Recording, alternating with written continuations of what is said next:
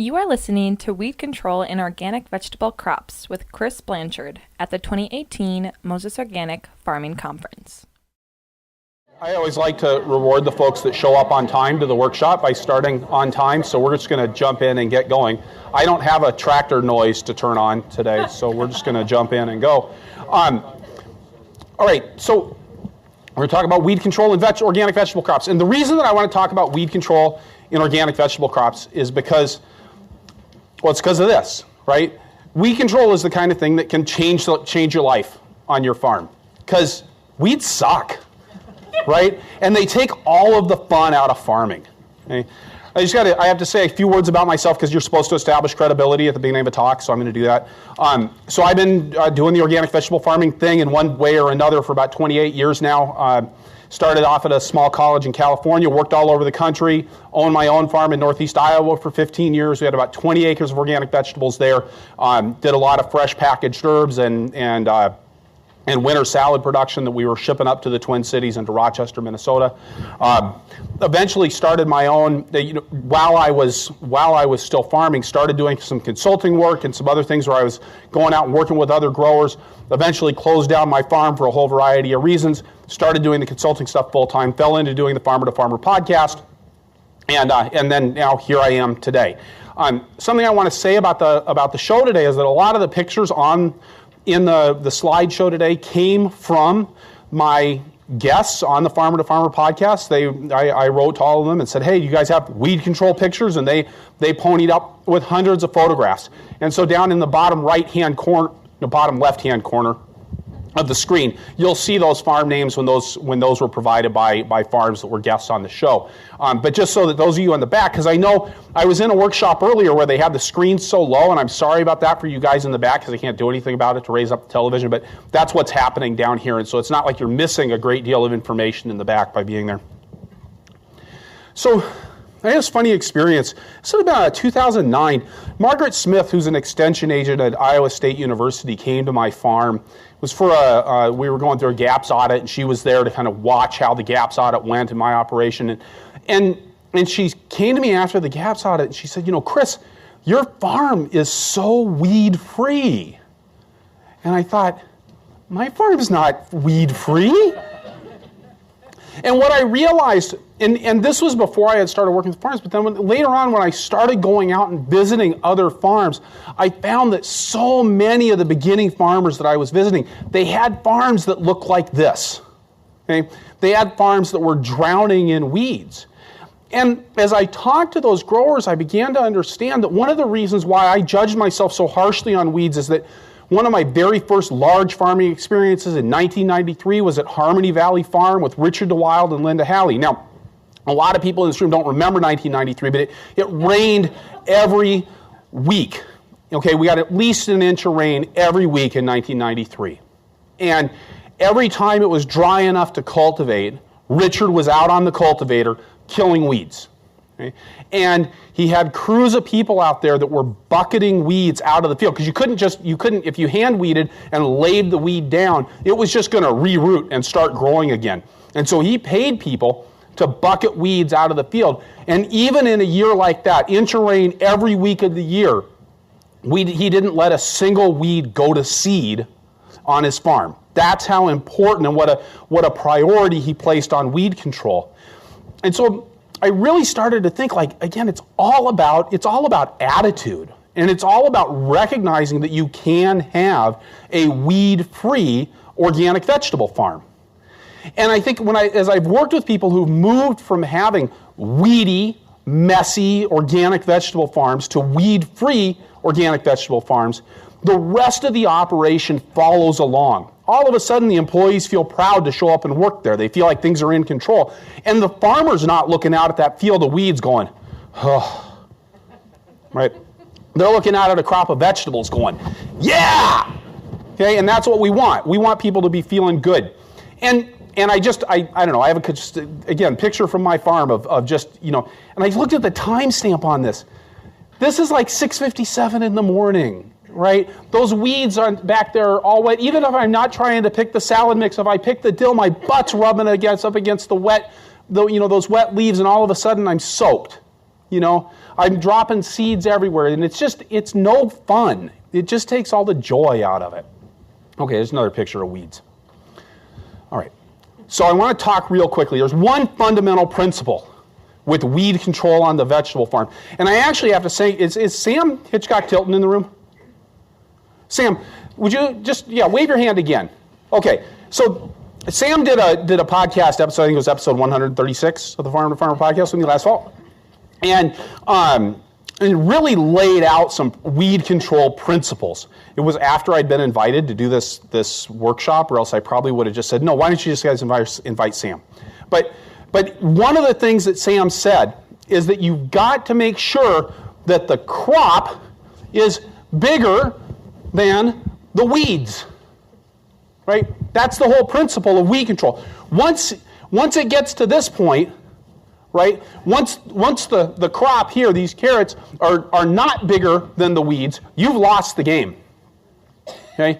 So this is that fundamental thing that you need to do with weed control. Always try to keep the crop bigger than the weeds. That sounds really fundamental, but again, I think if you can look at it and go, it can be a good basis for making decisions. If in this situation, you're either going to spend a whole lot of money getting those carrots weeded, or you're going to put down a new crop of weed seeds, okay?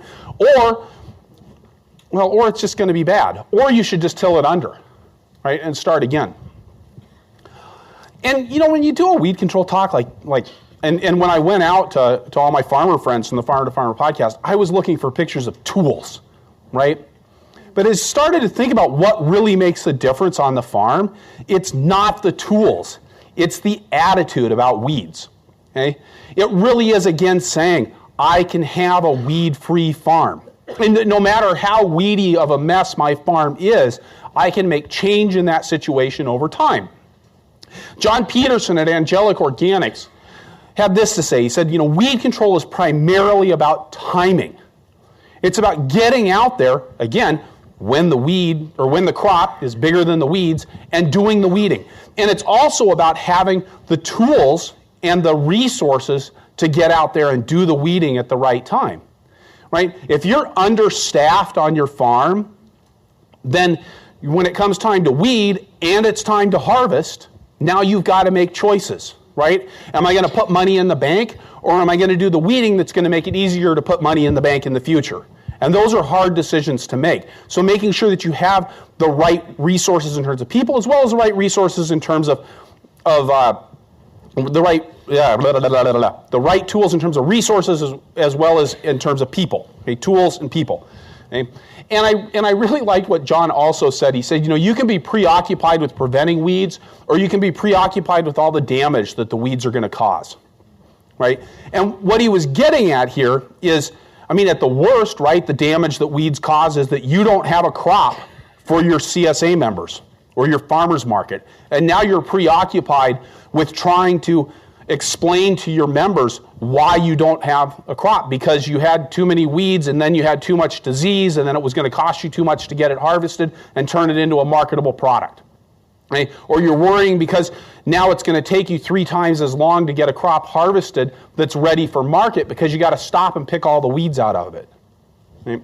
Or you can just decide to be preoccupied with the weeds in the first place and really pay attention to that. So paying attention to weeds, having the right tools, having the right people. Okay, flame weeders. Oh, this slide. I had a farm that I worked with that consistently, year after year, I worked with them for I think about 4 years. Then I would every year it would come time to flame weed the first crop of carrots, and the flame weeder wouldn't be ready to go. It was like somehow, even though they'd seeded the carrots 8 days ago, it was a surprise to them that today was the day that they needed to get the flame weeding done.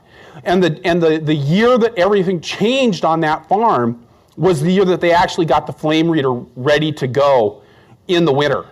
And when spring came around, all they had to do was turn it on and go do that flame weeding with crops. So we're going to talk about flame weeding as a technique a little bit later.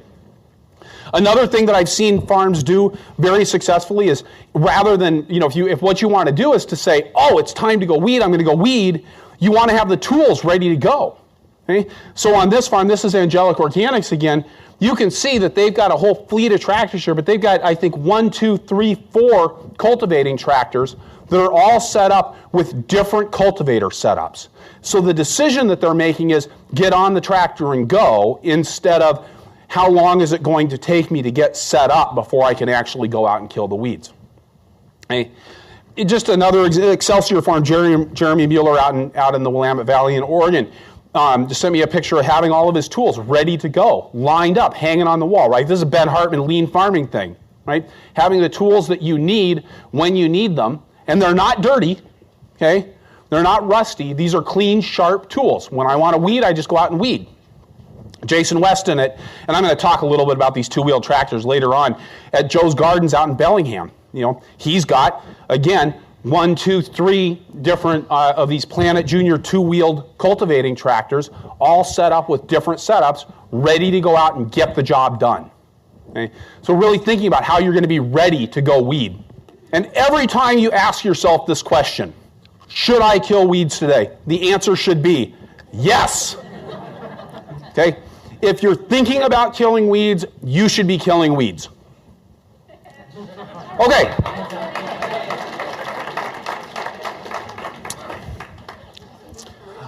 I really do think this is it. And I've seen a lot of farms. I mean, I've probably been on 100 different farms doing various types of consulting or coaching, or having been hired by a nonprofit organization to go out and assess the performance of beginning farms.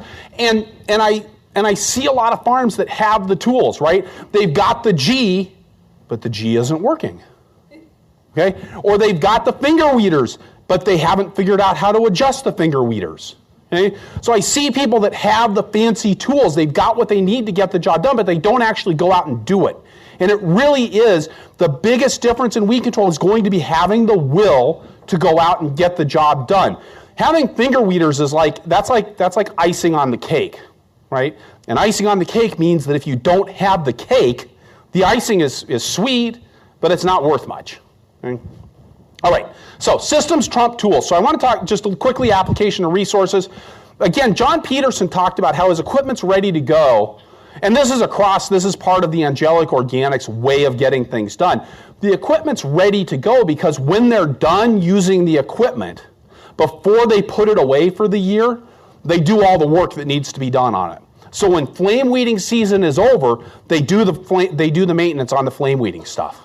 Okay? When the cultivating, when you're done cultivating, you stop and you clean the cultivators off so that the next time you go out, you don't have a bunch of mud on your cultivators causing problems with how the dirt's flowing over those metal sweeps. Okay? And again, having enough people on your farm. And Jack Hadeen, I know that he doesn't mind if I say this because he said it himself on the podcast, right? Is that this is when everything changed on his farm, is when he kept his mechanic on over the winter. Okay? Because his mechanic got everything fixed. When spring rolled around, when it was the first time he had to go out and kill weeds, he was able to go out and kill weeds. Or he was able to, in Jack's case, to send somebody out to kill weeds. And having enough people and having enough resources. Having a crew that can be harvesting the radishes in late April or early May, that can be such a wonderful thing. Or getting spring crops out of the high tunnel. Right? That's beautiful, but if what that costs you is your ability to get out and set up the rest of the season correctly by keeping the weeds under control, it's probably not worth it. Okay? So making sure that you got those resources available. And it's not all about having fancy stuff. This is a picture from Hayshaker Farm out in they haven't been on the podcast yet, they're coming up. But they're out in Walla Walla, Washington, and they do all their cultivating with horses just like Ann and Eric Nordell. We're going to talk about Nordell's rotations a little bit later. But Ann and Eric Nordell are famous for their weed control, and they do it all with horse-drawn equipment. They don't have finger weeders. They don't have G's. It's one row at a time, taking care and doing it right. So that's what I'm going to say there. Cover crops. A lot of people, when they think about cover crops in the vegetable world, are sneaking in cover crops at the end of the season, right? It's something that comes as an afterthought. Cover crops are really effective for making changes in the weed ecology on your farm when you let them get big. It's a great way to deal with perennial weeds. It's a great way to deal with consistently cycling through cover crops is a good way to be able to flush some weeds, but it really works best when you actually get up and have a nice mature crop. Okay? And again, just another picture of cover crops there. I'm going to talk about some rotations. Because I do think, again, not focusing on the tools, although the tools do play into how these rotations work, but thinking about other ways of approaching weed control. Now, who was I just talking to who I actually did a business plan for a farm a few years ago. They got some grant money and they brought me in, and they were growing 3 acres of vegetables. And I kind of looked at their operation and I went, I think you would actually be better off growing 1 acre of vegetables and rotating that through with cover crops. Okay? And that's what they did. They shrunk down. They actually are making more money now than they were making growing 3 acres of vegetables, because on the 1 acre of vegetables, they're actually doing a good job. They're keeping up with the weeds. Okay? So when we talk about these rotations, part of what we're talking about is taking land out of productive vegetable ground, putting it into cover crops and weed control for a year or 2 years at a time. And people go, well, that's crazy. How am I going to get by on less than half my vegetables? But so many people out there are not harvesting the vegetables that they plant. And if they are harvesting the vegetables they plant, they're picking out of the weeds. On my farm one time, I had an employee who came to me with tears in his eyes, and he said, Chris, it's really hard picking the beans because every time I reach down and I think I'm grabbing a bean, it ends up being a thistle. Don't do that to your people, and don't do it to yourself. Okay? So on John Peterson's farm, and this is not John Peterson's farm here, but they actually divide things up into three different rotations. So this first rotation is for crops that are difficult to weed, or where weed control really counts, or where weeds can really take over the crop in a hurry, like, for example, salad greens, okay? And this is a solid bed of salad greens seeded at Working Hands Farm out in Oregon. This is what that ends up looking like. Now you can see this is on my farm here, and this is, I'm not proud. This isn't pretty, right down here. You can see this is some nice green lettuce with nice red lettuce with lots of green stuff in it. That's all weeds. That's going to cost money. Right? That's not something that I can mechanically harvest because I'm not going to be able to pick the weeds out of it. So again, if you want to be able to take advantage of these efficiencies, being able to have weed-free fields is really important. Other crops that fit into that category is things like carrots. And everybody, carrots are parsnips are actually if you can get through parsnips without having weeds, that's really the gold standard. But carrots are pretty darn close. And so what John does, 3 years prior to planting those crops that are really highly susceptible to weeds, he's going in with 2 years of a cover crop, okay? Timothy, alfalfa, and clover, okay? And this is what it looks like. This is that picture. John was over here, okay, before. So this is that picture. Nice mature cover crops. And really what this is doing is he's not doing a cleanup of the weeds at this stage, these first 2 years of growing these cover crops, but he's getting a lot of really deep soil or deep fertility being pulled up. He's putting a lot of structure into the soil. He's increasing the drainage because he's increasing the organic matter. Of course, if you increase the drainage because you increase the organic matter, now your soil's going to dry out quicker and you're going to be able to work it when you're going to be able to get in and weed before it rains again the next time because the weather has gone completely wackadoodle in the last 10 years. Okay? So all of that fitting together. And then he plows that down, and then he's going to come in and he's going to plant spring crops that are easy to do weed control in. Okay? This happens to be spring broccoli at Angelic Organics. Okay? So again, spring broccoli, that's an easy crop to control weeds in. It's widely spaced. You got 2 rows on a bed, or I guess he's got 3 rows on a bed, but he's fairly widely spaced in there. And it's easy to clean up, and then you're done with the broccoli, you take it out, and then he's planting a cover crop. So this is what that rotation looks like. And I'm actually going to pause here because I should have said this at the beginning, which is all of these slides. I can't do PowerPoint slide handouts at the workshop because it's like a 35-page document, even at 6 slides to the thing, because you see I have a lot of pictures. But all of these are available at purplepitchfork.com/OFC, right, the Organic Farming Conference, OFC Weeds, because that's the workshop that you're in, OFC Weeds. And so you can go there and you can download all this stuff, so if you don't have to necessarily be writing all of this down every moment. All right, thank you for asking me to repeat the question. Okay, the question was, how is he killing the alfalfa clover Timothy, and when? And I actually, I would like to bluff and say he's doing it in the fall because that's when I would do it, but I'm not positive that he's doing it in the fall. And he's doing it with a rototiller. Okay? And John noted, he says, the rototiller gets a really bad rap, but I'm going to show you some tools that I actually really like that make a rototiller a much gentler tool to use. And the fact is that a rototiller is a very persuasive tool, right? When you want to, if you want to control alfalfa, if you want to, you want to take down a crop, the rototiller is going to take down a crop. Hey, oh, sorry. So this is these, and he actually calls them light feeders, but really it's all about these crops that are easily overcome by the weeds, those baby greens, carrots, radishes, turnips, spinach. Okay, so starting off with that 2-year rotation to cover crops, coming in year 3, then spring broccoli, spring beets, garlic, onions, celery, things like that are done by early August. They're easy to weed, and the rule is that he doesn't let a single weed go to seed in there. The other cool thing that John has done is that he lives across the street from his farm, and then the barn's down like a half-mile driveway to get to the packing shed, and so he has to drive down there every day. And that's where he put these fields that are in this particular rotation around light feeders. So he's driving by them all the time, and his crew is driving by them all the time. So he's noticing that there's a weed problem in there. He's noticing that there's that flush and saying, I've got to get on top of that. So he's put it where it's really in his way and on his mind all the time.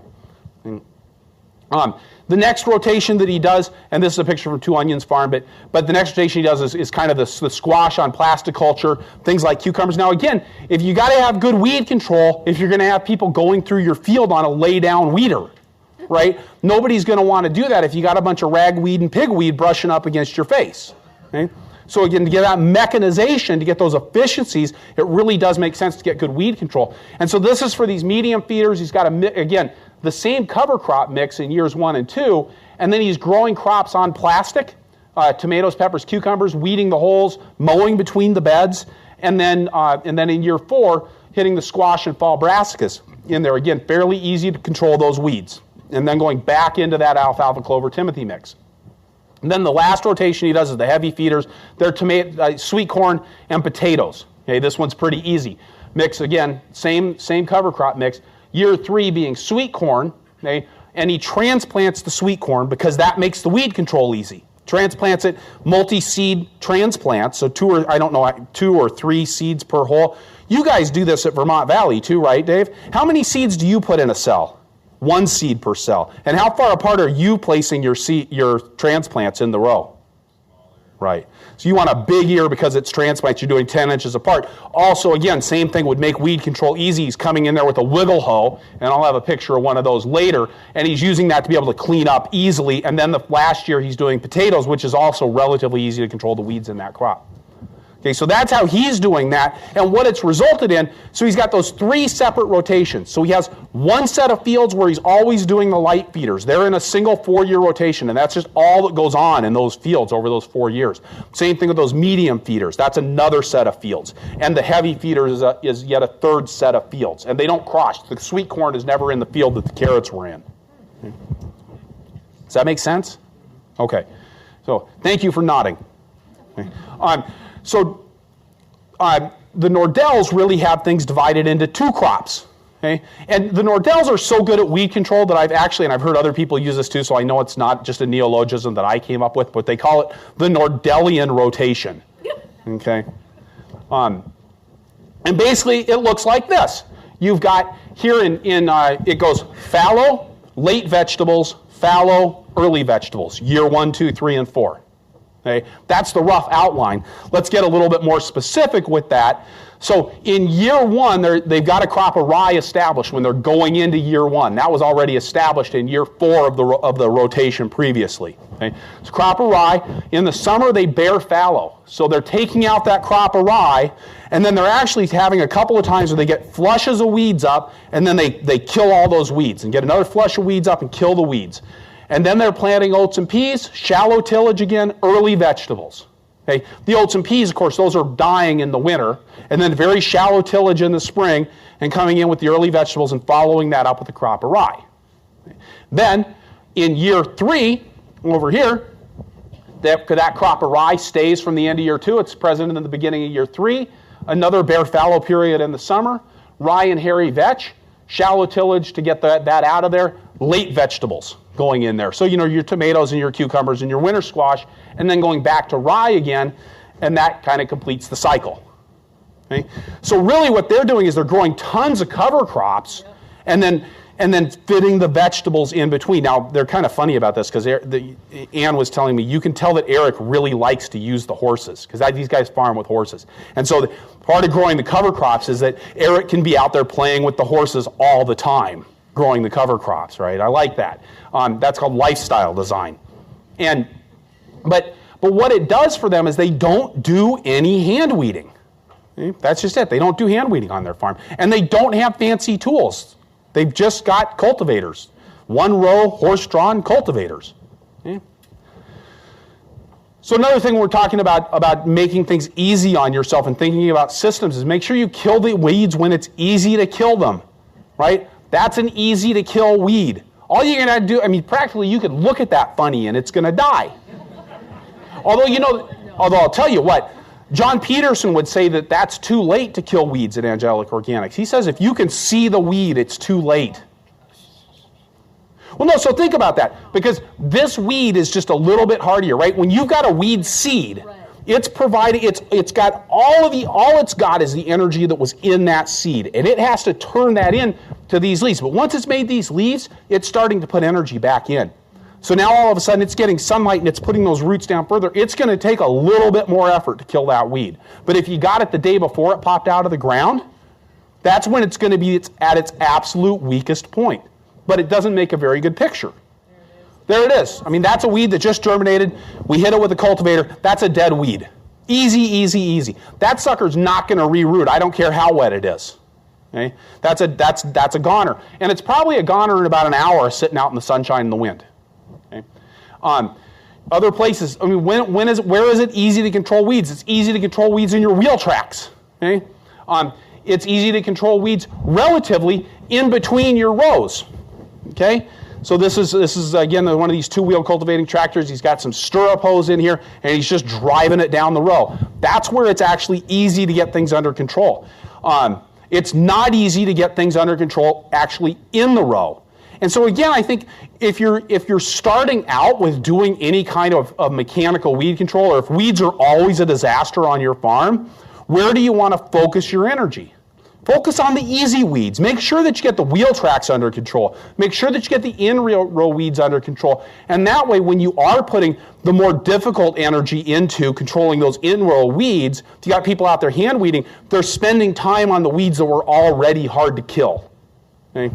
That seems pretty obvious, right? I do just want to point out again, this is my farm. We planted, and this isn't showing up very well on this screen, but we got these salad greens here, this red stuff and this yellow stuff here, but then we got a whole lot of weeds in the row, and you can see I cultivated pretty darn close to that row, but we've still got weeds in there. Okay, so we're going to talk a little bit later about how to deal with that. Again, this is not easy. You notice that I did not put the farm name on that one? All right, this is not easy. Okay. But if you've got CSA customers who've already paid for a box, what are you going to do when your field looks like that? You're going to go out and figure out a way to get a crop out of there. That's one of the problems with CSA farming. You can't just till it all under. We're going to share the risk until I get tired of it all and take out the rototiller. Okay. Was there a question back there? I thought I saw somebody raising a hand. Maybe they were scratching their head. Let's talk about weed biology real quick. This is a picture that I took of some weed seeds that I gathered off of somebody's farm who shall remain nameless. Last summer, okay? These are weed seeds over here. So look at how tiny these guys are compared to, and this is just a mixture of brassica seeds over here, okay? These are tiny, tiny. These seeds, these crop seeds they're not, that's probably twice as big around, which means it's probably 4 or 5 times the actual volume of these seeds and energy that's stored up in there ready to get up and start growing, okay?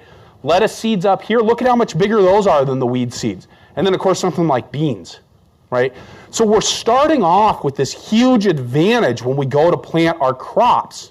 Okay? Now, the funny thing is we've got nice big seeds for our crops and little tiny seeds for the weed, but all the weed is thinking about when it starts to grow is how do I make more weed seeds, right? That's its whole goal in life. these poor lettuce seeds, they're thinking about, how do I make nice, sweet, crunchy lettuces for Chris's customers, okay? It's not all going into just growing up and getting big and fast. And that's why you oftentimes will see the first day that weeds germinate and your crop is bigger than them, your crop's going to come up faster. It's a bigger seed. It's going to pop up and it's going to get up and it's going to get that first flush of growth just a little bit quicker. But then other weeds are going to come along very quickly behind that and very quickly overtake your crop, okay? Because that's all they're thinking about. These carrots are going, how do I become sweet and crunchy? World famous Rock Spring Farm carrots. And these weeds are going, now I want to make more weed seeds.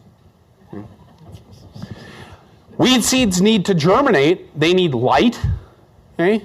That's actually, so what part of what that weed seed, when it's sitting in the soil, it's waiting for you to come through and disturb the soil and expose it. And it really doesn't take much. It's like a 1/10 of a second of light. And that's a signal that says, oh, the weed goes, oh, hey, soil's disturbed. I think I might start to grow, okay? It needs some oxygen, okay? It senses the air around it. So when you're putting the air in, and do put on your oxygen mask before you put on your seeds oxygen mask, okay? That's telling it that it's going to germinate. And of course, temperature and water, too, are big things for germination. If we were out in California, we would talk about applying water right to the plants and right to the row as a way to control weeds. That doesn't really work in the Midwest because it's going to rain most of the time. And so thinking about then, if we've got weeds, how are we going to make it so that we've got less weeds to worry about? Because part of that is if I've got that in-row weeds, I'm going to have weeds that are going to germinate where they're going to be hard to kill. Wouldn't it be nice to not have so many of those? Okay, so this is 10,000 weed seeds here. Okay, so if you just take as a this is pretty common in the food safety world. We talk about when you sanitize, you get like a 1 log reduction. Okay, so that's like you reduce it by 10x. And so if you go through that first cultivation and you take out 9/10 of the weeds, when you do it, now you've got what, 1,000 weeds left, right? And if that second cultivation, then you got 100 weeds left. That's still quite a lot of weeds that you're going to have to get out of your field. And so what if instead of having 10,000 weeds seeds, you reduce that weed seed bank first by knocking a bunch of those out, okay, and getting that down. And so now you've got 1,000 weed seeds. You cut 90% of them that first cultivation. You got 100, and now you got 10. Okay? And that's actually something now you can deal with in-row weed control. And when people talk about, I don't have to hand weed, that's what they're doing a lot of times. It's getting rid of that weed seed bank. Okay? And I don't know why. I actually have pictures of stale seed bedding, and I don't know why I put them in here. Do you love this, Liz? Somebody's loving the thistles. Yeah, yeah. Okay, and then of course there's perennial weeds. Does anybody have perennial weeds on their farm? Okay. I feel sorry. You know what the secret to dealing with perennial weeds is? Roundup. I heard it over there. Really high cover. And really high cover crops. Actually, really high cover crops. And it's kind of cool if you plant rye and hairy vetch on top of thistles. When that rye's like 6 or 8 feet tall, and there will be these thistle plants that are just so skinny and wimpy, and you almost feel sorry for them growing up in there, and then you're like, nah, mow them down. Okay, and the idea here is that this thistle plant, whoops, gave that away.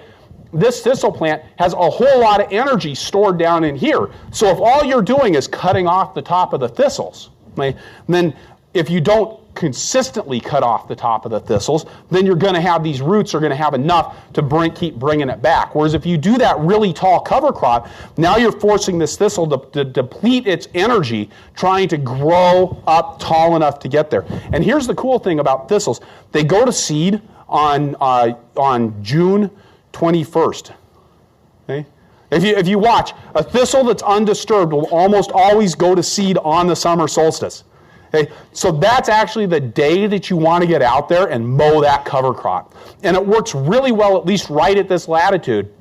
It works really well with the rye and hairy vetch cover crop because that's when that rye is making heads, but it hasn't actually matured its seed yet. And the hairy vetch will have matured a little bit, but that doesn't really matter because it's pretty easy to kill in the future years. But that's when you're really going to get the max because when the thistle's going to seed, when it's making that flower, that's when it's expended as much of its energy. It's like at the very weakest point in its life cycle, and then you kill it. Okay? The Amish actually say St. Swithin's Day, which is the day before the solstice. If it ever rains on St. Swithin's Day, that's when you're supposed to go out in your pasture and chop down the thistles. That's because, again, that's when they're the most susceptible. And it's just, I cannot emphasize enough the importance of controlling your perennial weeds before you, plant perennial crops, okay? Because perennial weeds and perennial crops are never going to go away. There is, oh yeah, there it is. There's peppermint in there, okay? Or before putting up your high tunnels, okay? Because if you put up a high tunnel where you got perennial weeds, now in between all those bows, there's always going to be thistles. Trust me. Let's talk about tillage. And specifically with tillage, I want to talk about shallow tillage. Okay? So I think this will be true with a lot of farms that are doing a really good job. I don't think this is universal with farms that are doing a good job with weed control, but you'll find that a lot of them are doing this kind of practice. When I say shallow tillage, right, if I'm using something like this is going down 24 inches in the soil, a yeoman's plow, but it's still shallow tillage because see what's happening here? It's actually not disturbing the top of the soil at all. It's not bringing more weed seeds up from those bottom layers. Okay? So going through and doing that deep tillage, the yeoman's plow is a wonderful tool for doing that. The broad fork is another good tool for doing that, especially if you use the broad fork. And I didn't know this for the longest time, but JM48 told me with the broad fork, what you're supposed to do is you put it in the ground and you only rotate it back about this far. Okay? And all you're doing is loosening up that soil. I used to think you were supposed to pull it all the way down to the ground because I'm just that kind of a guy. And so, but he said, yeah, you just rock it back and forth. You're just loosening up that soil really deeply. And what happens then is you're not bringing up soil from the bottom that has weed seeds in it. You're not exposing new weed seeds to light. And then what you do is what you're actually getting the bed ready with are things that are designed to do shallow tillage, like the tilter, okay, like these power harrows with the basket on the back for the depth control, or like a rototiller with the basket on the back for depth control. Okay? Because what that basket does that having something like skids on the sides doesn't do is it actually lets you have very precise control. So you can set that tiller to go 2 inches deep and actually have it go 2 inches deep. And why do you need to till any deeper than that, really, for planting your crops? So you do that, the deep soil loosening, and then really take that top 2 inches and turn that into your seed bed. Okay? Let's talk about stale seed bedding a little bit. So with stale seed bedding, the idea here is that you're going to do bed prep, okay, on day one. You wait until these weeds come along and germinate. Again, John Peterson would say that this is a day too late. Should have done it back here. But then you're going to come in and you're going to work that soil really shallowly with something like a rototiller or a perfecta, okay? And then what that's going to do is it's going to leave all these nice white thread stage weeds on the soil. If you've got a nice loose soil, white thread stage weeds, you rake your fingers through and you'll see all of these just white threads. And that'll actually happen the day before they germinate. You'll be able to see those. Okay? And then you let them come up again. Okay? And then you go in and do it again. And then you seed your crop, and you're actually seeding into a pretty clean bed because you've already had a couple of rounds of germinating weed seeds. Again, this depends on the shallow tillage. So you're not bringing up a new round of weed seeds from the bottom. There's only so many weed seeds in the soil, and there's only so many weed seeds that are going to germinate this year. Okay? And the trick is to get rid of as many of those as possible before you plant. Are people using occultation with the tarps in the room? A few people? Is that it? Really? Okay. I don't know a lot. I'm just going to say right now, I don't know a lot about this, and I'm not going to talk a whole lot about occultation and using silage tarps. But it seems like a really cool thing, which is you put these tarps down over the soil. You leave them there for a certain amount of time. How long are people leaving the tarps on the soil? 3 weeks. 3 weeks. 3 weeks. That's it. Okay. So you leave it on the soil for 3 weeks. You take it off. It's already a bunch of weeds have germinated, a bunch of stuff is rotted down, and now you can plant your crop. Again, with shallow tillage. You don't want to go in and bring up a bunch of deep weed seeds. There was a question?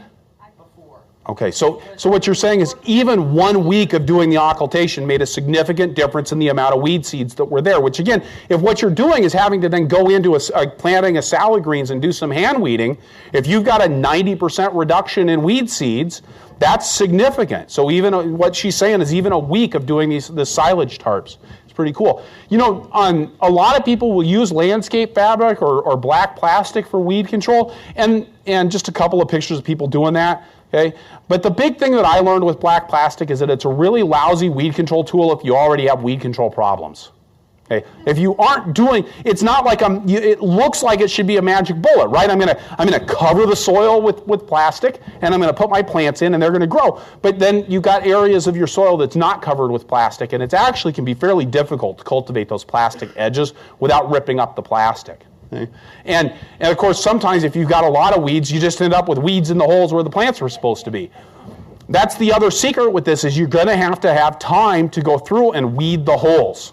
Okay? So you just have to make sure that you're not just looking at this and going, well, there's a weed control solution, because it's not a weed control solution. No.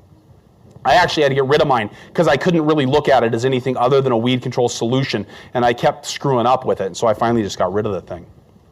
How to kill a weed. We want to disrupt weeds, right? The ultimate disrupt weeds is to pull them out of the ground and lay them on the soil. Again, we don't want to do this. This is really expensive. Okay? But anything that can go through the soil and shake it up, knock those weed seeds loose when the weeds, or knock the weeds loose when the weeds are small, is going to work well as a disruption tool. It's another picture of disrupted weeds. I really like the basket weeder. How many people in here are using a basket weeder? Quite a few people using a basket weeder. So the way this basket weeder works is you've got, see, there's 2 gangs of these baskets. And I'm actually going to flip forward to show a slide here. And so they're rotating through the soil like this. But what you have is that the front one is going, and you can see this is on a big sprocket here, and then it's got a chain that goes down to a smaller sprocket. So this one is driving the rear one. So this rear one is spinning about twice as fast as the front one is, and it's rooster tailing those weeds out. It's just disrupting them. It's not cutting them or anything. It's just pulling them out of the soil. And for weeds up to, really up to, 2-leaf stage or 4-leaf stage, you can pull those out, you lay them on top of the soil, they're probably going to die. And the great thing about the basket weeder is the faster you go, the more effective it is. And it's a lot of fun to go really fast with a basket weeder. Now, one of the disadvantages with this basket weeder is that the distance between the baskets is set. So when you buy a basket weeder, you usually specify how big the baskets are, and then that's going to determine how big of a space you have. And so one trick that I learned from another farm was to go up, I think I learned this from the folks at Brookfield Farm out in Massachusetts, is go up close on one side and then turn around and come back really close on the other side of the crop. Okay? And that way you get really nice close weeding. Again, disrupting weeds with shovels and sweeps is another way to do this. You just drive through the field with old-fashioned tools. This is what our grandparents did on their farms, right? Classic one-row corn weeder was just knives going down in the ground. They weren't necessarily sharp. They weren't cutting anything.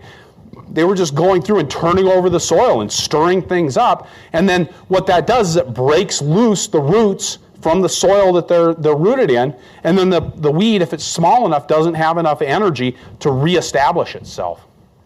Cutting weeds, this is really where, when you're doing hand tools, you don't want to be disrupting weeds. You want to be cutting those weeds. And that means that if you're using something like a wheel hoe, you want that blade to be sharp. And again, I can remember the people when I grew up in the city, right? I didn't grow up using tools or anything like that. And I remember working on a construction site in Aspen when I was living there. And the guys would yell at me, and they were like, Chris, actually my name back then was Ollie. So they'd say, Ollie, a sharp tool is a sign of a sharp mind. And their implication was that I was an idiot because my tools weren't sharp. Okay? So really, and this takes a little bit of a skill, but basically what you have to do is you get a nice sharp file, and part of it is having a good sharp file and spending the money on that. Don't buy one at the auction, okay? Those aren't going to be sharp anymore. And then there's always a bevel on the blade, and then you just take that file and line it up with that bevel, make it even, and then just run it across that tool until the edge of that blade is nice and sharp. And it makes it easier to slide through the soil, but it also means that then as you're sliding through the soil, you're slicing through the crown of those weeds. Now the thing with something like a wheel hoe is you really want to be focusing on the 1/2 inch or 1 inch top of the soil. If you're slicing through 3 or 4 inches deep, not only are you making your work really hard, but you're going right underneath the weed. Or my favorite is that when you send your employees out and they just kind of drag the wheel hoe over the top of the weeds. Okay, you want to watch for that too.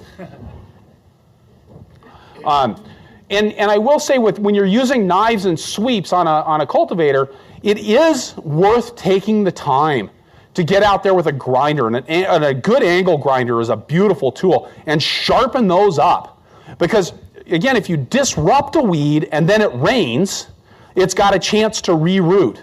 But if you actually slice through that weed, now you've separated the top from the bottom, and it doesn't have any chance of coming back.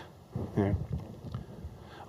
Burying weeds is another great way to kill weeds, and here's just a picture of a farm where they had their cultivators. This cultivator was not adjusted right. This one was, and they were actually burying the weeds over here.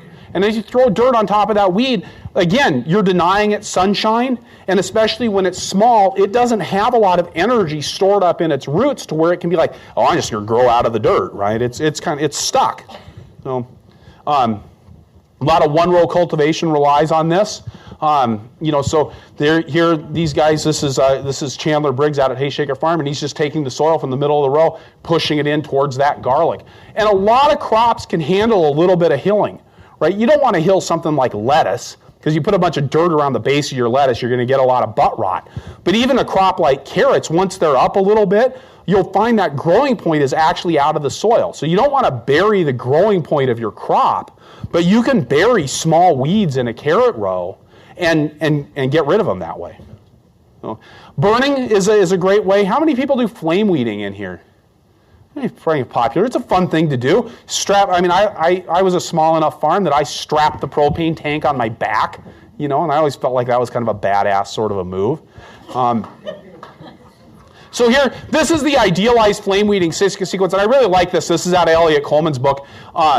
And I redrew it. So, but you do your bed prep, and then you wait, and your weeds germinate, right? And then as soon as the weeds are going to come out of the ground, you seed your crop. Okay, going down the row, seeding your crop, and then those weeds grow, and then the crop grows, and the day before the crop comes out, then you go through and flame weed. Okay, and this is the day before the crop comes out. How do you know the day before the crop comes out? Dig for it, right? You don't drive by the field and look and try to guess whether the carrots are going to germinate tomorrow. You got to get out there on your hands and knees and dig around in the dirt a little bit. And it's actually kind of fun. And those carrots, they'll be nice, and they'll do a nice little hook, and they'll be coming up to the bottom edge of the soil. And got to have the flame weeder ready to go. And you get out there, you flame it, and then, with whatever tool you're going to use, and then your crop grows weed-free after that, presumably. That never quite works that way. Now, this is not, I don't think, very realistic. Does anybody who's flame weeding have their weeds, their bed prep get done 7 or 8 days before they actually seed their crop? Without disturbing it? There's a couple people that say they do that. Man, I never had the guts because it was always going to rain. And I wanted to make sure I could get my carrots in. Okay, this is what it looks like after you flame weed. So, more realistic flame weeding sequence, I always think was, do the bed prep and, seed the crop just a couple days after that, and then do the flame weeding that day before that crop comes out. And this is more like what we did on our farm, which is really do the bed prep, come in the next day and do the seeding, and then hope that enough weeds had germinated before the carrots did. So at least I was reducing the load. So, talk about in-row weed control, because this is the cool stuff here, getting at the hard weeds. Okay. I think that in all of the excitement about some of the new weeding tools that have come out, like the finger weeders and stuff that we are going to talk about, that we've forgotten, like the tine weeder. And I think a tine weeder is one of the greatest weeding tools ever invented because it's super low skill, right? You can send your teenager out to do this, and they aren't going to screw it up too badly. Okay?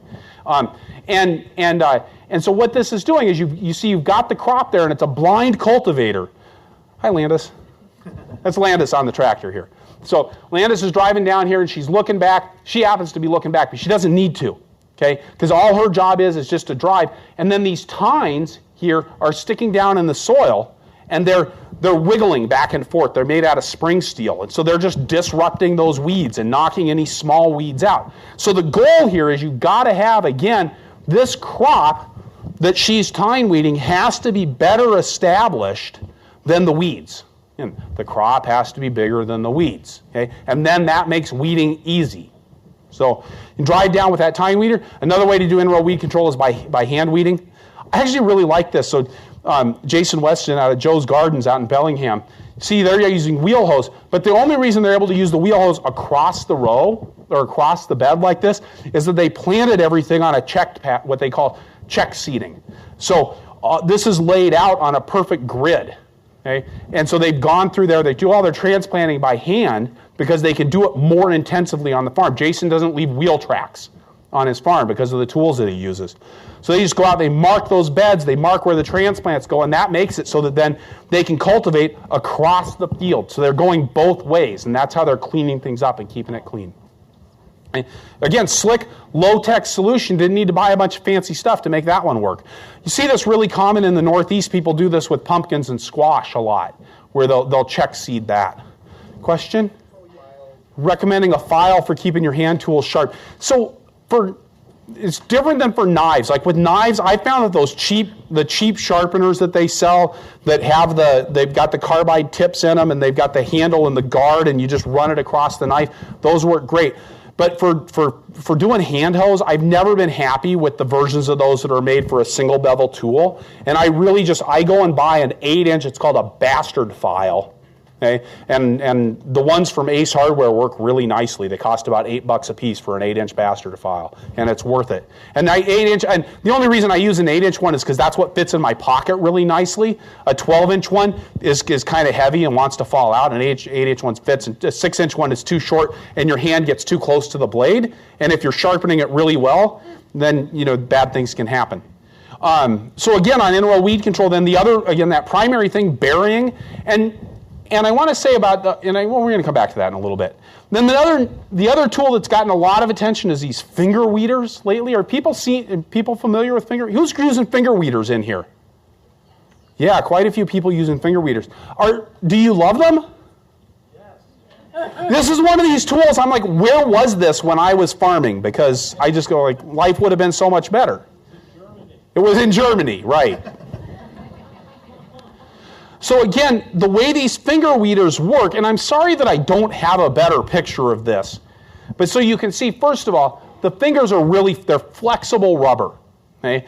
And then you've got these metal prongs that stick down into the soil, and of course then the outside radius of those fingers is bigger than the radius of those prongs, so it's moving faster through the soil. So it's being driven. It's just like that budding basket weeder. So the fingers are actually moving through the soil faster than your tractor is traveling, and it's ripping out the weeds. And again, the idea is that you adjust these so that as you're driving through your plants that are already established in the fields, those plants are better established, bigger than the weeds, and so they can go in and disrupt those weeds that are right in the row. Okay? Just like that. And you see they're tearing stuff out.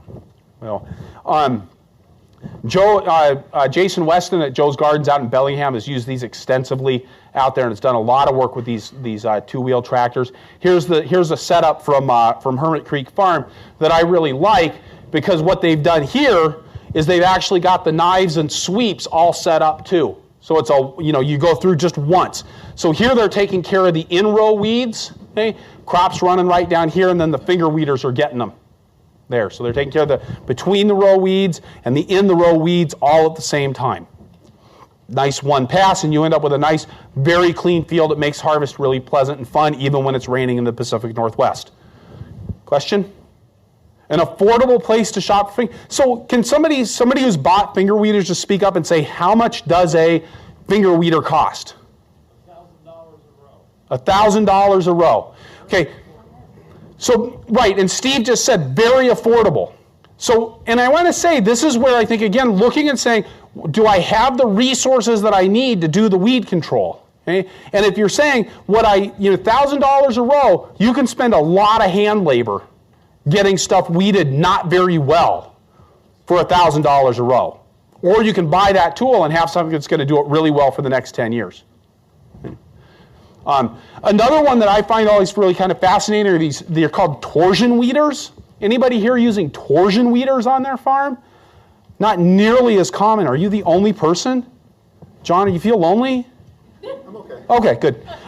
So with the torsion weeders, it's a spring steel, just like those tine weeders, but it comes down and then it's bent in towards the row. Okay, and you can see here that these wires are actually coming right here and touching each other here when they're on top of the soil. But then when you drive it through the soil, and again, I'm sorry that the screen doesn't show this as well as I would like it, but then those wires actually straighten out. But the soil between the wires is under tension.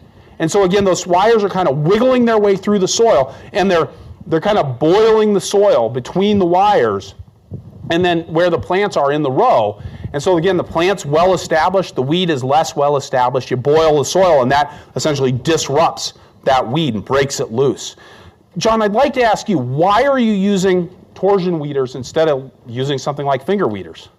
So concerns about the finger weeders hitting the roots of the crops, disrupting those, and actually slowing down growth. Does anybody who else who's using finger weeders? Because this is stuff that wasn't around when I was farming. I don't have direct experience with it. Anybody want to comment about that? We'll let Sam have it, since he should have been doing this workshop anyways.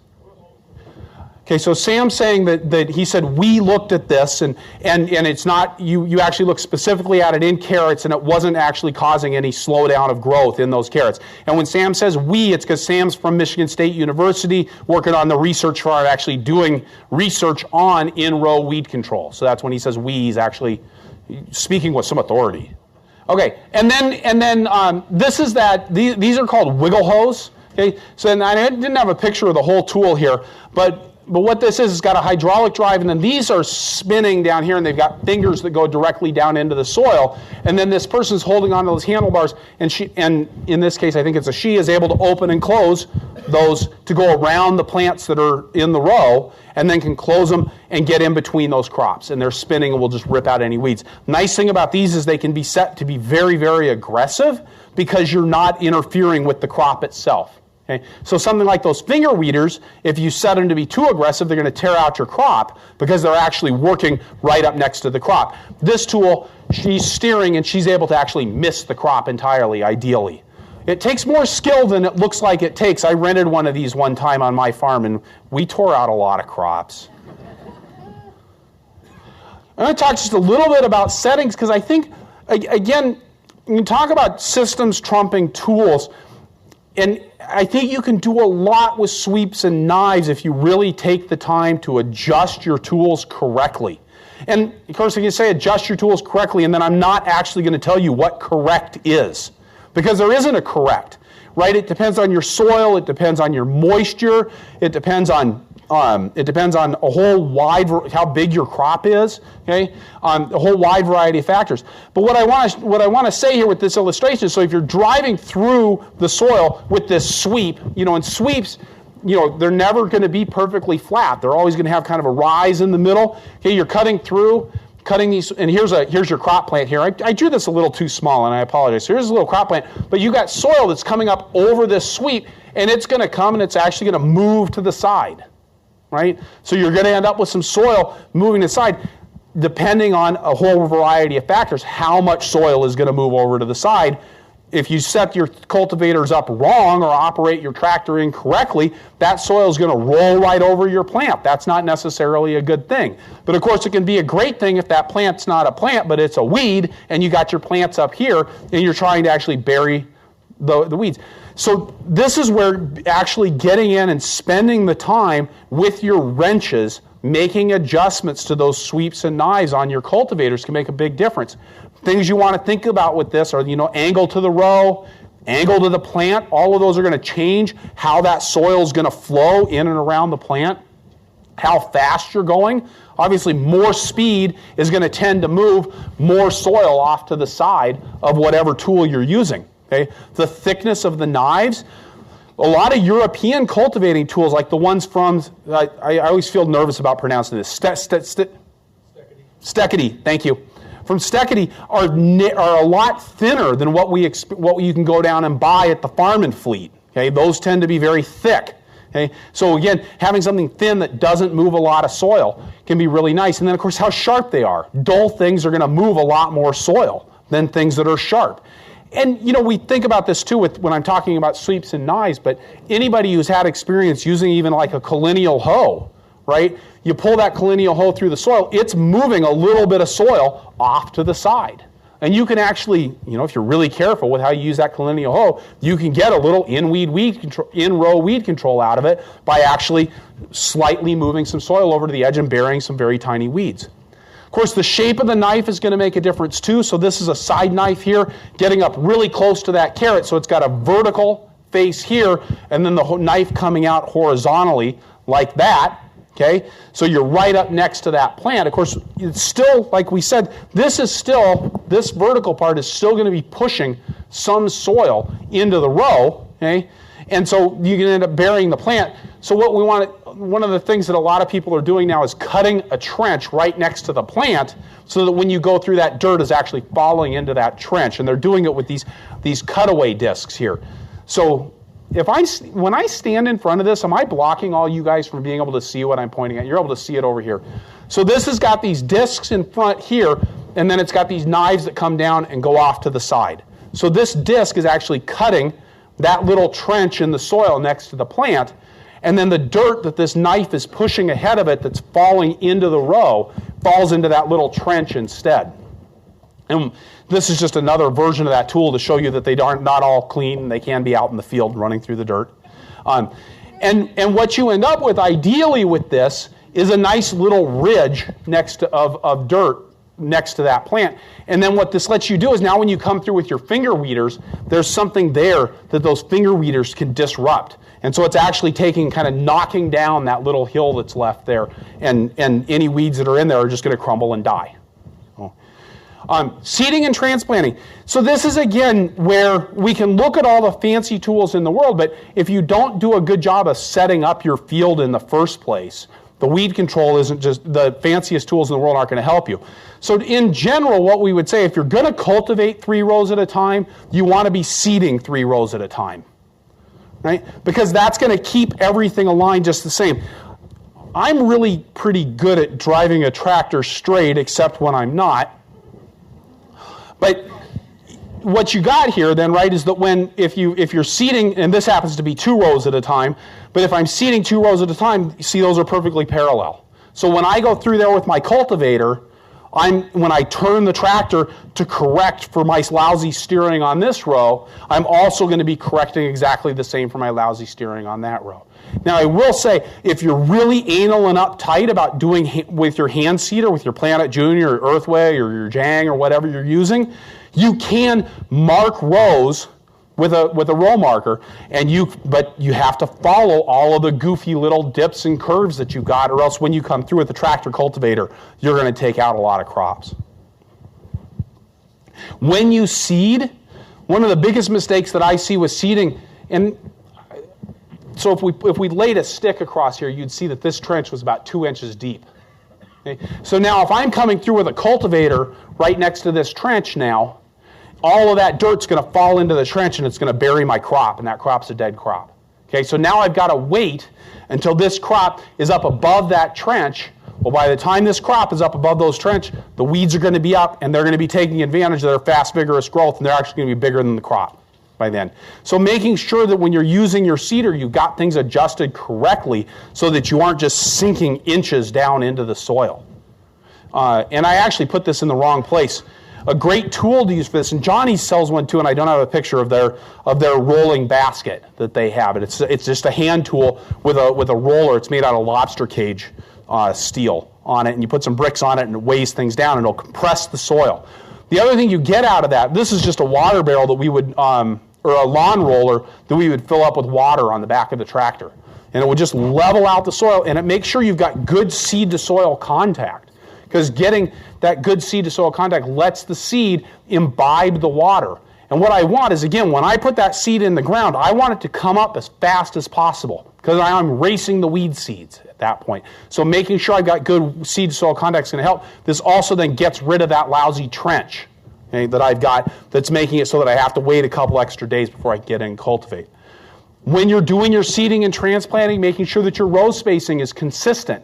So on this was a farm that did this. They went down with their transplanter here, and then they came back on the other side, but they left too much space in between the beds. And so when they had their cultivators, they weren't taking out this center row. This will never get weeded, okay? Especially in August. Never going to happen. Okay. So again, what we want to be doing is our bed prep and seeding on the same day. Don't do your bed prep and wait a couple of days to seed. Prep the bed, seed the crop. Okay. Again, another advantage of shallow tillage is that you can do that even when the soil is maybe wet 2 inches down below. You can get in and do a very shallow scarf till, and now you've got a seed bed prepared where you can plant those seeds. Make sure that you have good, consistent crops. If you're going out and you've got a nice, big, vigorous transplant and a lousy, crappy transplant, and you're putting them out at the same time, now you can't go out and tine weed a week later. This one's established and this one's not. Okay? You want to have nice, consistent fields full of vigorous plants that you've put out in the ground. Okay? And then lots of people use water wheel transplanters on bare soil, and I understand why people do it. It's because they're cheap. And it's relatively simple technology, but what you get is a big muddy hole, right? And so if you got 3 rows 15 inches apart and you got a muddy hole that's 4 inches wide, and you've got some people that are putting the plant on one side of the row, and some people that are on one side of the hole, and some people that are putting a plant on the other side of the hole, or you get some buddy you saw my hair earlier, so I can say dirty hippie who's like, I'm going to put one on one side, one on the other, or one on this side, one on that. And now you're going to cultivate that, and now you've got all this variation in where the plants are. And that means now your in-row spacing is a lot wider. And I'm a really big fan of going and getting a conventional transplanter. There's a reason that conventional farmers use conventional transplanters instead of water wheels. As far as I'm concerned, the only good reason to use a water wheel for in the field is if you have to have it because you're planting on plastic or if you're using soil blocks. Otherwise, get yourself a real transplanter, and it's going to put things out in this nice skinny row, and it makes cultivating so much easier. They're also faster than a water wheel. Tool carriers then. So you got to have a way to get your tool out in the field and carry it down the row so that it can do its job. I actually learned to cultivate with a rear mount cultivator on a potato farm up in Rhinelander, Wisconsin. So the thing with rear mounted tools, and the reason we don't tend to use them, so this is a tractor, that's a rear mounted tool. Okay. You knew that was a tractor, right? Okay. Melissa did, but she's kind of a suck up, so. All right, so if you turn to the right on the tractor, what happens is now that tool in the back is going to swing to the left. Okay, because you got your pivot point is right there. Okay, so when you turn this tractor, the tool swings to the left. So actually steering and correcting with rear-mounted tools is really hard to do. Okay. You also get a kink in your neck from going like this all day. Okay, now this tool. Jacob, do you want to say a word about you were talking to me about this last night, so this is a finger weeder setup from Colt Crest, but it's steerable. See this steering unit up here? So you actually, and Jess has taken the picture, else she would have been in the seat doing the cultivating while Brian was driving down the row. But if you got something like this, all of a sudden you can steer, and you guys bought one of these, right? Yeah. So say what you said last night to me. You said how long it took you to cultivate how much ground? Less than an hour an acre. Yeah. And so it's again, when you talk about is there a less expensive source of this tool, this is a $10,000 or $12,000 tool, but all of a sudden you've got an hour to get through an acre to do your in-row weeds and your between-row weeds, and it's all just taken care of all at once. And so it is something I think this is and the other nice thing about this, you don't need a cultivating tractor. So if you want to put all of your money into getting a good four-wheel tractor that actually works and starts when you want it to start, instead of buying a G that's got a 3-horsepower engine that sometimes, if you look at it the right way, will actually turn on, okay? Now you've got a tool that you can put on the back of that really good tractor. So I think it is something to think about. Of course, the offset cultivating tractors, we love these. This is a Kubota L245H. It was my favorite tractor ever. But the thing wouldn't start if it was less than 65 degrees. Okay. But the nice thing about that offset cultivating tractor is now I can actually look down and see the plants beneath my feet. Of course, with an offset cultivating tractor, there's actually a third row over here that I can't see. So I got to trust that what's happening here is what's happening over there. With the 3-point, what Jacob's saying is you've got all of the visibility you need. You can see all of the rows that you're cultivating. Okay? Right, and then you're not adjusting knives under the belly of something like you are underneath a G. This can be a really frustrating space to work. The other thing with a belly-mounted unit is that you're constrained by how much space there is between the front wheels and the back wheels. And a lot of times, getting the full toolbar setup that you might want with multiple tools actually won't fit underneath a standard setup. So some people do things like extending their G, okay? This is what Hans Bishop did at Prairie Earth Farm here, really just stretch that out so you can put big tools underneath. The other one, and I feel like these tools are potential, and I don't say this about very many things, but I think these might be a game changer on the 1 to 5 acre scale. And these are these 2-wheel Planet Junior walking tractors. Planet Junior is not the only people that made them, but it's a cultivating tractor. The difference between this and a BCS, that a BCS is designed to run power tools on it. Okay? This is a much lighter weight, much more maneuverable unit, and it's the only control that it has for speed is just a throttle control. It's just basically like your lawnmower, right? So super lightweight, and then designed with a hitch that's actually, they were made for killing weeds. That's what these were designed to do, and they were very popular. And actually, I know Steve Pincus had one of these on his farm when I interviewed for a job there in 1993. And was using it at that point. Told me how useful it was because you could go out and do one row at a time. Because if things got screwed up out in the field, that was like the rescue tool that he could go out for. But I think for a small farm, this has so much potential. What is it called again? It's a Planet Junior cultivating tractor. Planet, yeah, Junior. Planet Junior cultivating tractor. And there was an article in Growing for Market about these recently, or if you listen to the episode of the Farmer to Farmer podcast with Jason Weston, he talked about these extensively. Not to plug the Farmer to Farmer podcast, but it is what I do. So if my row was right here, I'd be walking just like this. I'd be straddling that row. So are you walking? Yeah, you are. Not ideal, but you're also going so fast you can come back again next week. You know? So again, just showing that these can be set up with a whole variety of different cultivating tools. But the really key thing with these is these gauge wheels in the back. So what one of the genius parts about how these were designed, these gauge wheels actually help it to steer. It helps keep it going straight, which is really nice. But then it's also holding that back end up. So now the tool is at a very consistent depth the whole time that it's driving. Whereas if you can imagine, if you've ever used a BCS tiller and you've you tried to move it from one field to the other, you're kind of going up and down and up and down. This way it's just got that gauge wheel, so it's just set at the right height. And then these are just operating in between. Okay? And I show you the same thing even on that one row.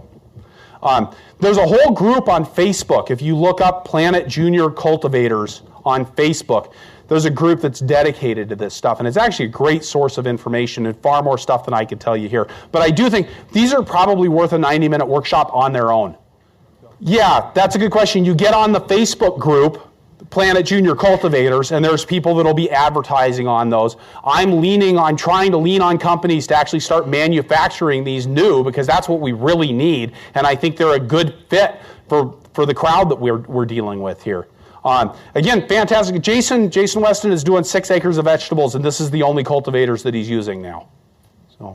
So yeah, finding them is a little bit of a trick because they're old tools. What most people are doing is if you find a used one, you rehabilitate the rest of the tool, throw the engine away, and buy a brand new engine and put it on there. So, and again, if you get on that Facebook group, there's guys that are going to be able to give you far more resources than I could ever do with that. Yes? I think a Boland's is pretty much the same thing. So there's other brands. I always say Planet Junior cultivating tractors. That's kind of the big, it's sort of like saying Kleenex, right? But really we should be calling it facial tissue. Okay? So yeah, a Boland's can fall into that same category. And from what I understand, there are different ones have different advantages, just like with different brands of regular tractors too. So the wheel hoe, kind of a venerable tool.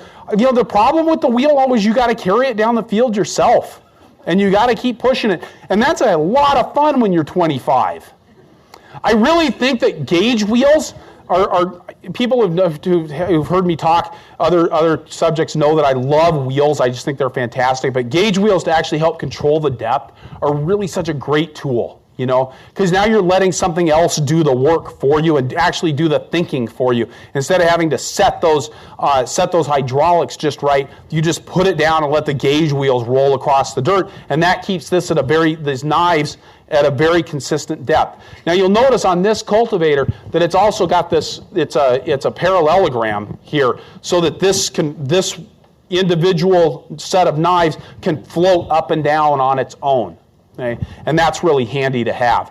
It costs more. Now you're into a whole nother realm of expense. But where you really benefit from this is if your beds are uneven. And so this is just a picture. You can see that these outside wheels and therefore the tools that are behind them are considerably further down than these ones that are in the middle here. Okay? So to get good, consistent performance, having each of those be able to operate independently, again, with this parallel linkage set up here, and then a gauge wheel to control the depth is really a nice thing. Is it spring-loaded? Is that what keeps them? Yes. Yeah, those are usually spring-loaded. So then I also just want to say another thing that I really liked on this picture was the wrench. Okay? Making sure that you have the tools that you need, because again, there's no magic here in weed control. Thank you. Okay, it really is about. It is about the right attitude, and it's about having the right tool at the right time. But it's also about taking the time to get out there and adjust the tool. And so some of the people that I know who are, Martin and Tina Diffley at Gardens of Vegan Farm in Minnesota, really great at doing weed control and didn't have any fancy tools at all. It was all knives and sweeps. But they put the time and the energy into actually making the adjustments to those tools. Again, changing the angle of the tool, changing the angle towards the row, making sure it was sharp, making sure that their speed was going the way they wanted it to go, all of that together. So making sure you have a good way to carry your tools with you so you can make those adjustments out in the field. It's really important. So a couple of resources that I would like to recommend for weed control. The first one, and I actually should have put this one on top, and I really do think episode 136 of the Farmer to Farmer podcast, and I would note we also have the transcripts for these shows online. So if you don't want to listen to the show, you can download the transcript and read it that way.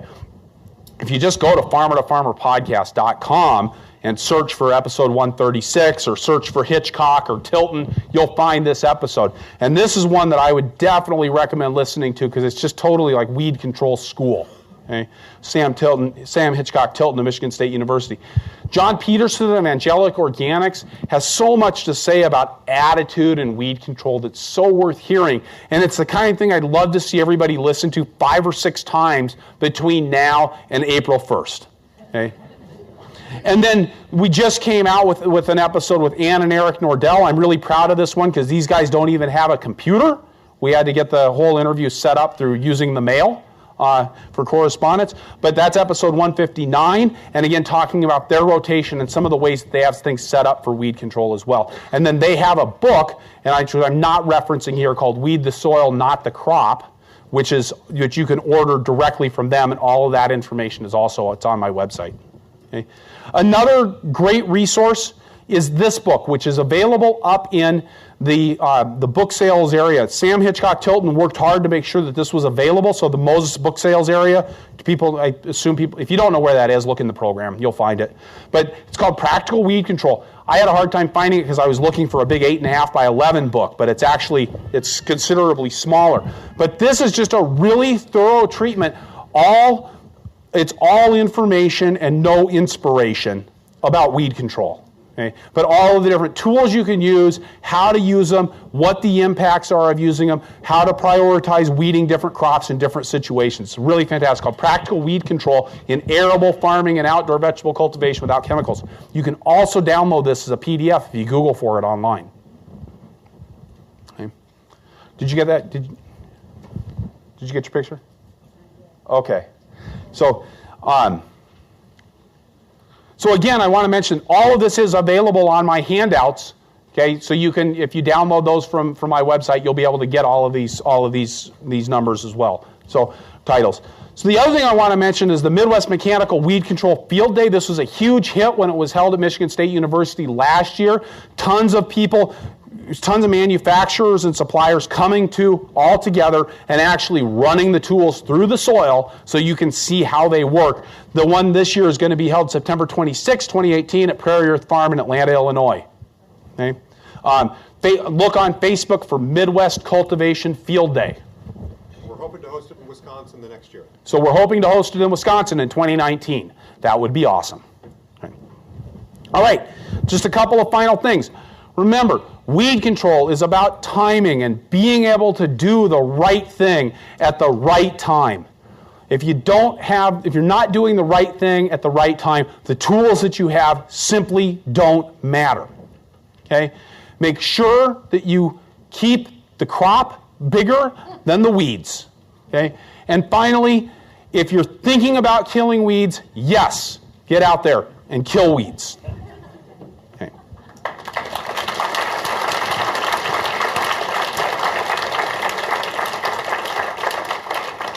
So thanks everybody for coming.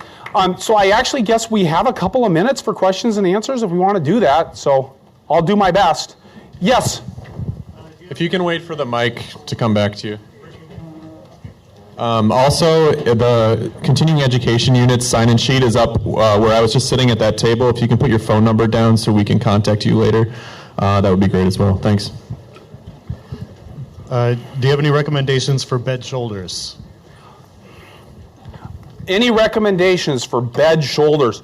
So the big thing I think with bed shoulders, so this is another thing I learned from John Peterson. He said they actually cultivate the wheel tracks at a separate time than they cultivate the crop. So what happens with the bed shoulders is that if you've got a raised bed and now you're transplanting on it and you're slightly wiggly, your raised bed is straight and you get slightly wiggly on with your seeder on it. Now when you try to cultivate, the knives that you've got set up for the edges of those raised beds or whatever tools you're using are going to get off center from that as you're following the row down there. Okay, so I think the trick is to cultivate them in a separate pass. And if you do that, then there are lots of tools that are available for that. I actually think Market Farm Implement has a pretty good selection of tools and just knives and shovels and showing you how to do that. And so I think they're in Friedens, Pennsylvania. Their catalog's kind of fun to get and look at. Market Farm Implement in Friedens, Pennsylvania.